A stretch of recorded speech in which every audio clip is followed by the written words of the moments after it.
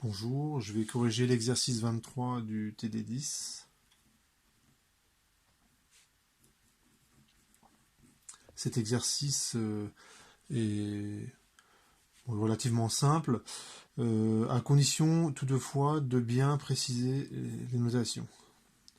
Alors vous avez un dispositif qui ressemble à ça. Donc vous avez un ressort, une masse, et ici vous avez un amortisseur. Alors ce genre de dispositifs, vous les avez dans vos téléphones portables. Pas sous cette forme-là, évidemment, mais vous avez un système qui a un comportement élastique, donc on va modéliser par un ressort, et on s'arrange pour qu'il y ait des frottements qui soient bien contrôlés. Et donc on peut modéliser ce genre de système de cette façon-là. Pour repérer la position de la masse M par rapport au véhicule, je vais me donner un axe des X, comme ça. Je vais prendre l'origine du repère lorsque la masse M est au repos. Donc X égale à 0 correspond à la masse au repos.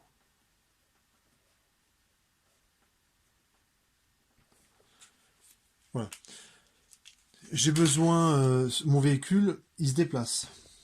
Donc on va dire que, allez, je prends ce point-là, je l'appelle A, et ce point A se déplace à partir de l'instant 0 à accélération constante. Donc cet axe, je l'appelle Y, bon, je vais pas vraiment m'en servir, en fait, mais c'est pour lui donner un nom. Donc le point A, il a une accélération constante à partir de l'instant t égale 0. Voilà, j'ai besoin de définir le référentiel. Supposé Galilée 1. Le système, comme d'habitude, c'est la masse. De toute façon, là, on n'a pas le choix.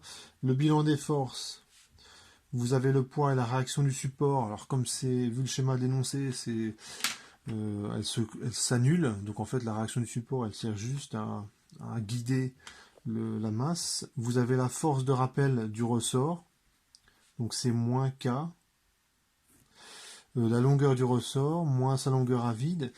Et le U extérieur, on regarde de quel côté est attaché le système. Donc le ressort, il est là. Le système, il est à droite. Donc le U extérieur est suivant E de X. Et vous avez une force de l'amortisseur, qui est une force de frottement fluide, qui est proportionnelle à la vitesse. J'écris le PFD.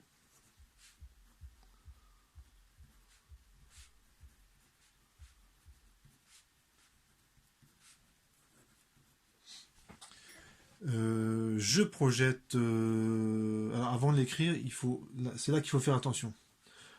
L'erreur à ne pas faire, c'est de remplacer, lorsque je projette, c'est d'écrire que ce truc-là, c'est mx secondes.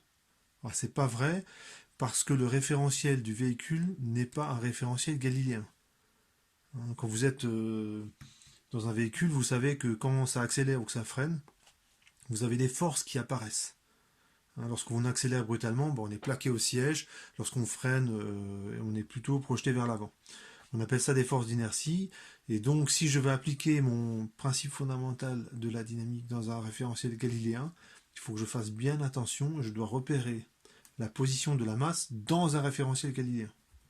Donc, je vais l'écrire comme ça. Donc, c'est la dérivée seconde du vecteur position. Et cette dérivée seconde, je la décompose en deux termes.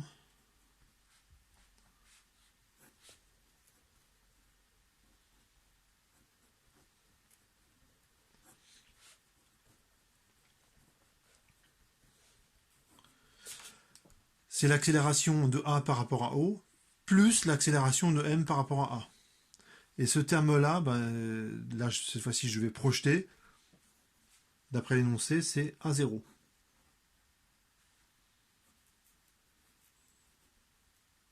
Je projette suivant l'axe horizontal. Et la dérivée du point M par rapport au point A, c'est x secondes. Donc l'accélération du point M dans un référentiel galiléen, c'est A0 plus x secondes.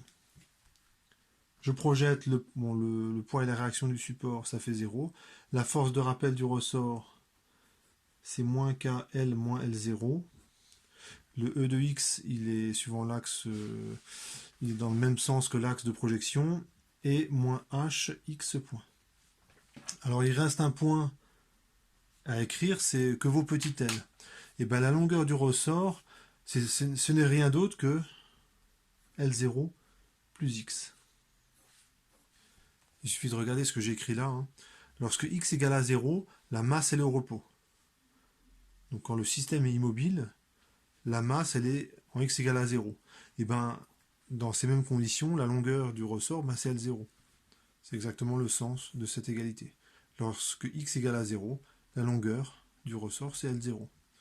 Et puis lorsque X augmente, ben, la longueur du ressort, elle augmente d'autant. Donc je remplace, alors ça m'arrange parce que ce truc-là, en fait, ce n'est rien d'autre que X. Donc j'arrive à l'équation différentielle, alors je la réécris et je la remanie tout de suite.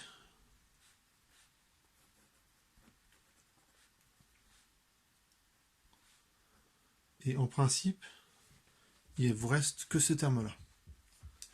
Donc j'ai mon équation différentielle qui est comme ceci, et là j'ai répondu à la question 1.